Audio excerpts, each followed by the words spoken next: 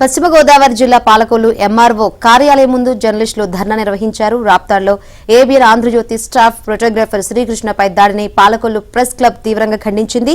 దాడికి పాల్పడిన వారిని శిక్షించాలని జర్నలిస్టులు ఎంఆర్ఓకు వినతిపత్రం అందించారు. సుప్రీంకోర్టు ఆదేశాలను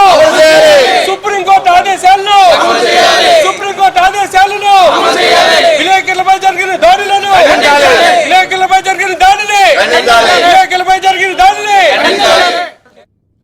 సిద్ధం మహాసభలో ఏబిఎన్ ఫోటోగ్రాఫర్ అయినటువంటి స్టాఫ్ రిపోర్టర్పై అమానుషంగా దాడి చేసిన సంఘటనను పాలకొల్లు ప్రెస్ క్లబ్ తీవ్రంగా ఖండిస్తుంది. ఈ ఘటనలో దాడికి పాల్పడిన బాధ్యులపై చట్టపరమైన చర్యలు తీసుకోవాలని కోరుతూ ఈరోజు పాలకొల్లు తహసీల్దార్ గారికి ప్రెస్ క్లబ్ ఆధ్వర్యంలో వినతి పత్రం అందజేయడం జరిగింది.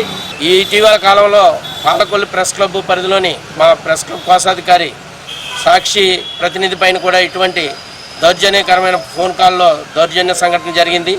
అదేవిధంగా నర్సాపురం, ఉండి ఇలా తదితర ప్రాంతాల్లో ఈ దాడులు మరీ వితమీరిపోతున్నాయి.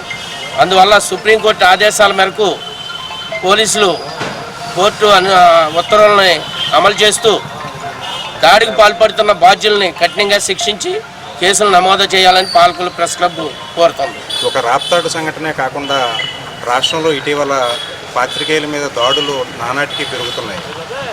దేశ సర్వోన్నత న్యాయస్థానం ఇటీవల ఇచ్చిన తీర్పులను కూడా తోసిరాజని దాడులు జరుగుతున్నప్పటికీ పోలీస్ వ్యవస్థ నిర్వీర్యంగా ఉండటం దురదృష్టకరం.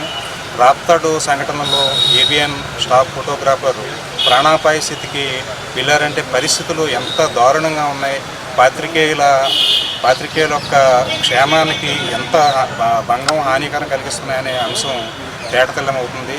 దీనిపై రాష్ట్ర ప్రభుత్వం స్పందించాలి. అదేవిధంగా కేంద్ర ప్రభుత్వం సైతం ఈ రాష్ట్రంలో జరుగుతున్నటువంటి పాత్రికేయులపై దాడులపై దృష్టి పెట్టాలని పాలకొల్లు ప్రెస్ క్లబ్ తరఫున కోరుతున్నాం.